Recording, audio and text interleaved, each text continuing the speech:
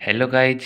तो आप सबका स्वागत है वीर तेजा नर्सिंग एजुकेशन में। तो आज हम बायोकेमिस्ट्री के एक टॉपिक की चर्चा करेंगे जिस टॉपिक का नाम है OGTT test, oral glucose tolerance test.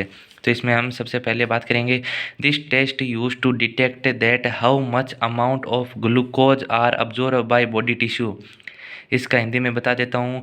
इसमें हम बात कर रहे हैं टिश्यू और सेल कितना परसेंट ग्लूकोज अब्जॉर्व कर रहे हैं।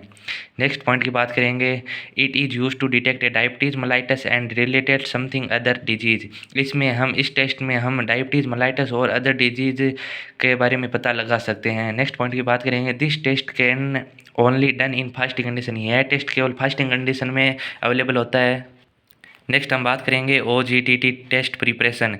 डायग्नोसिस से पहले क्या क्या प्रिपरेशन करना चाहिए। Patient should be at over fasting condition. Patient 8 घंटे मतलब पहले टेस्ट से पहले भूखा होना चाहिए। Patient should stop all sugar medicine before today. Patient को डायग्नोसिस से पहले 2 दिन पहले ही शुगर और मेडिसिन बंद कर देनी चाहिए। नेक्स्ट बात करेंगे, patient should also stop smoking and alcohol before test. Diagnosis से पहले या टेस्ट से पहले पेशेंट को स्मोकिंग और अल्कोहल सभी प्रकार के बंद कर देने चाहिए। नेक्स्ट बात करेंगे OGTT टेस्ट रिक्वायरमेंट। इसमें क्या क्या आवश्यकता होती है टेस्ट के लिए। तो बात करेंगे ग्लूकोज, जिसमें ग्लूकोज की आवश्यकता होती है अकॉर्डिंग टू बॉडी वेट के अनुसार हमें ग्लूकोज देना पड़ता है, जैसे 75 ग्राम। वाटर की आवश्यकता होती है और टाइमर की भी आवश्यकता होती है। नेक्स्ट बात करेंगे OGTT टेस्ट प्रोसीजर। क्या क्या प्रोसीजर है जिससे हम टेस्ट ले सकते हैं। तो देखिए, patient should be come fasting condition. Patient भूखा होना चाहिए या फास्ट कंडीशन होनी चाहिए। And collect first sample. इसमें पहला सैंपल लेते हैं FBS fasting blood sugar and send for test. Test को लेबोरेटरी में भेज देते हैं। After first collection give the 75 gram of glucose to the patient. Patient should be consume the glucose in 5 minute. Patient first collection लेने के बाद patient को 75 gram glucose देते हैं तथा पेशेंट को 5 मिनट में ग्लूकोज कंज्यूम करना पड़ता है।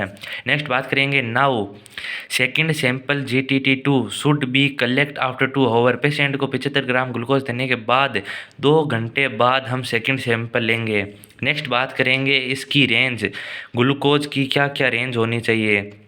फास्टिंग कंडीशन में ग्लूकोज का लेवल 100 mg/dl मिलीग्राम डेसीलीटर होना चाहिए, 100 से कम होना चाहिए।